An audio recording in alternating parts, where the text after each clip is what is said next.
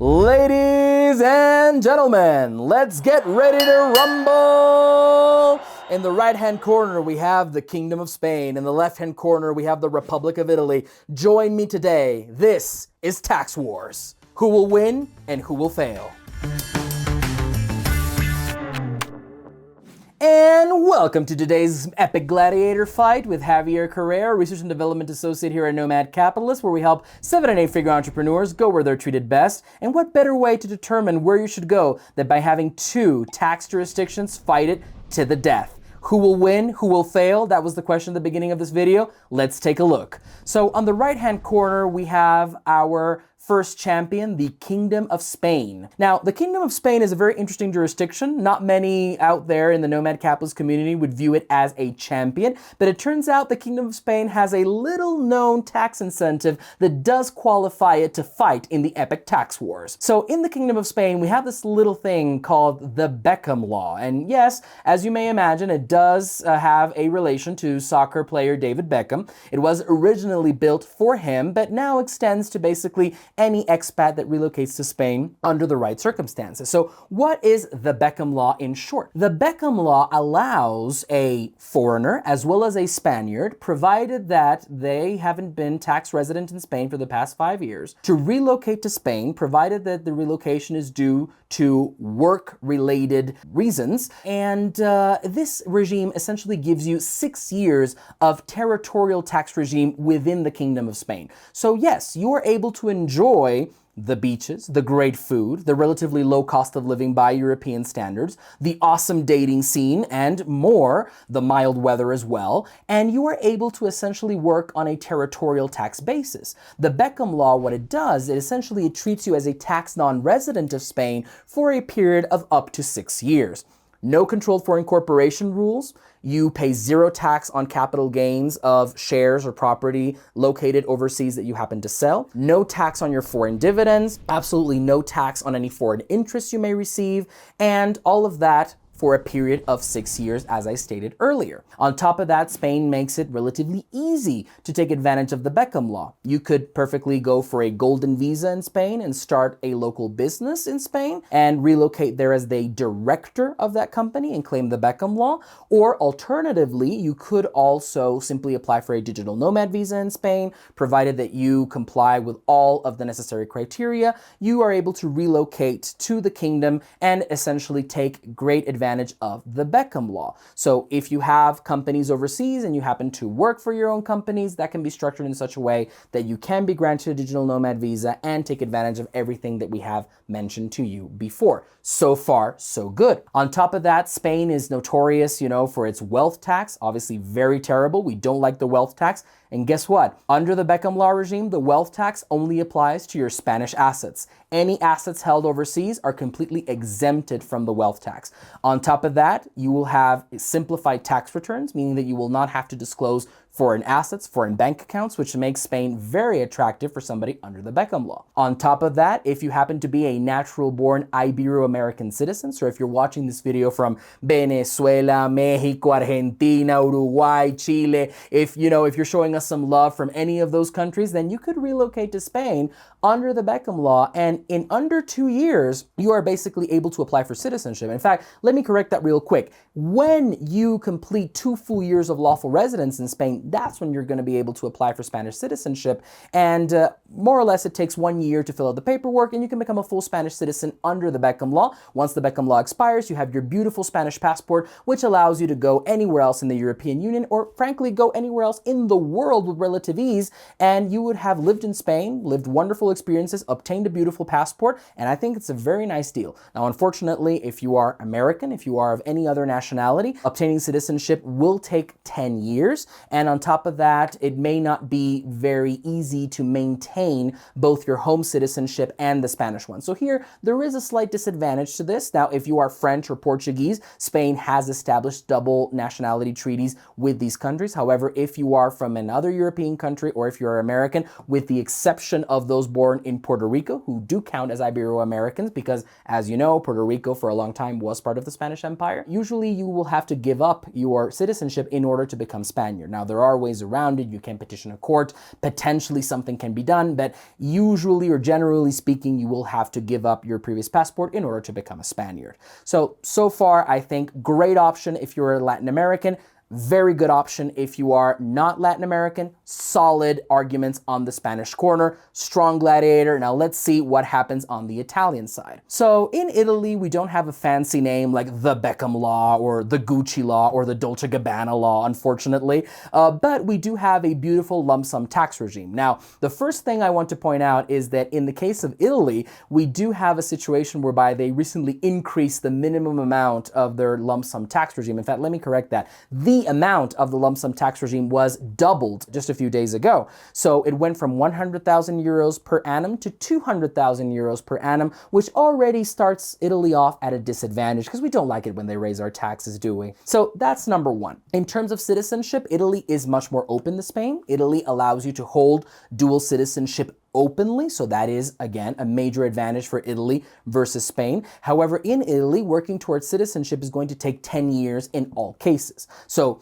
if you're Latin American or if you have some special, cultural link to Spain for whatever historical reason, then it's still 10 years, unlike in Spain where you do get some preferential treatment if you were a citizen coming from Ibero-America. Now, granted, Italy did not have a huge empire a couple of years or centuries ago in order to have stronger cultural links with certain former colonies, but then that might give that strong advantage to Spain. So we'll see. In addition to that, Italy's program lasts for 15 years compared to Spain's 6 years. So that, again, a major advantage for Italy here. So in Italy, you can essentially relocate to Italy, live there for 15 years under the lump sum tax regime, whereas in Spain, the maximum you can enjoy the Beckham Law for is 6 years. So Italy does give you right to use its tax advantage basically more than double the time than Spain does. However, here you have a major difference that might tilt essentially the scales in favor of Spain. When you go to Spain under the Beckham Law, as I mentioned before, you will be under a territorial tax system, and the only tax you will be required to pay is essentially tax on Spanish source income. And depending on the type of visa you're coming into Spain with, usually your salary income has to be relatively high by Spanish standards, so around 3,000 to 4,000 euros, and you're fully taxable in Spain at a rate of 24% up to 600,000 euros on your salary income. However, in Italy, you will be required to pay your 200,000 euros per annum. So if you compare, it is possible to live in Spain, and if all of your income is foreign source, you will only pay Spanish tax on that very small portion of your salary, for example. You can make millions of euros and still qualify for the digital nomad visa if you have a salary of, let's say, 4,000 euros, which can end up being an extremely low tax rate overall. So in Italy, 200,000 euros per annum, regardless of what you do, regardless of how much money you're making. It's always 200,000 euros per annum, so important things to consider.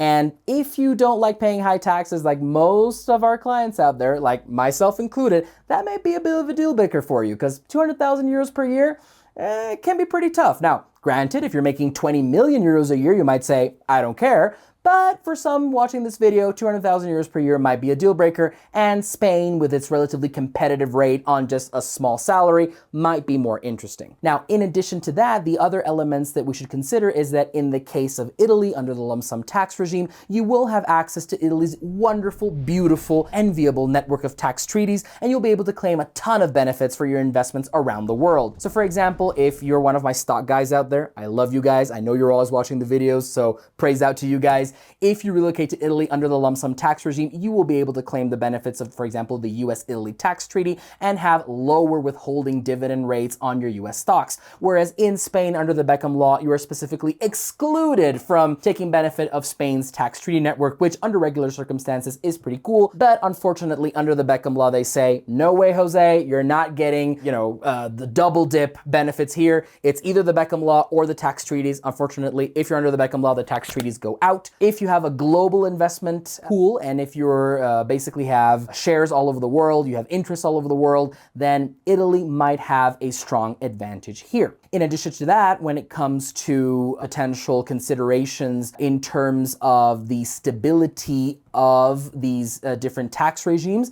Italy has committed to maintaining its lump sum tax regime for the foreseeable future. In the case of Spain, although the Spanish government hasn't specifically set out to target the Beckham Law, we have seen some hostility towards the Spanish Golden Visa. The government of President Pedro Sanchez has made it clear that they are not a big fan of wealthy individuals. They're not a big fan of affluent millionaires and so forth living in Spain. So how long the Beckham Law will stay in place, we don't know. So far, no indication that it's going away, but we do have a government that is more hostile towards the wealthy, so we should keep an eye out for that. Whereas in Italy, much more open, much more relaxed. You have George Clooney up in Lake Como. I don't think they want to chase him away. So I would trust that Italy is going to keep its lump sum tax regime around at least for, a while, a considerable while longer. More things that we should definitely consider when it comes to things in tax wars is also how easy it is to emigrate to these countries. So obviously, Spain has its digital nomad visa. So far, it does have its golden visa. We just mentioned Pedro Sanchez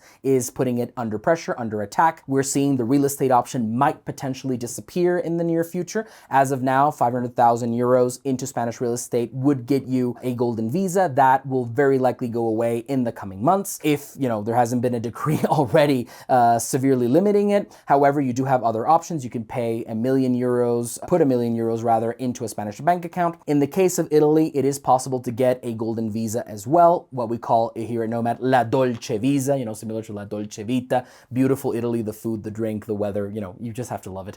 And in Italy, it is actually relatively straightforward. You can make a donation, you can invest into an existing company. So I would say that Italy does give you a bit more flexibility when it comes to the options it provides for you to relocate to Italy. And also on top of that, I would also say that another thing to look at is if you have foreign companies, then definitely permanent establishment risk in Spain is slightly higher than it would be in Italy. In Italy, there are certain ways to open a representative office, a trade office, and it is possible to have your foreign company have some kind of a presence in Italy under the right circumstances and basically avoid sucking your entire company into the Italian tax net. Whereas in Spain, this possibility does not exist. So if you have your foreign companies, that's great. There are no controlled foreign corporation rules under the Beckham Law, but you do have to make sure that you travel outside of Spain for board of directors meetings, shareholders meeting, contract signing, etc. So if you have a major corporation and you want to live in Spain under the Beckham Law, you should be ready to travel quite a bit in order to avoid those very, I would say, hideous Spanish permanent establishment rules. So, bottom line, who won, who failed?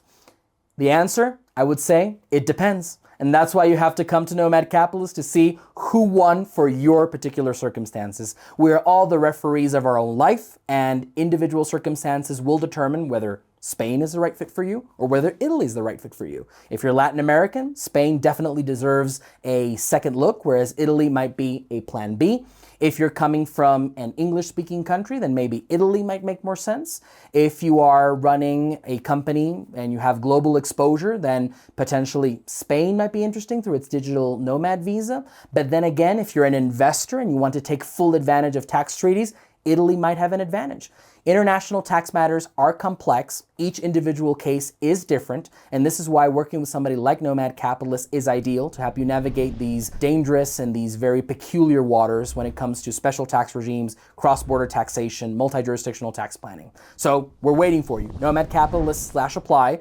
Italy versus Spain. Let's talk about it with you. Follow us on YouTube. Subscribe to our Instagram. I'll see you in the next epic tax war battle.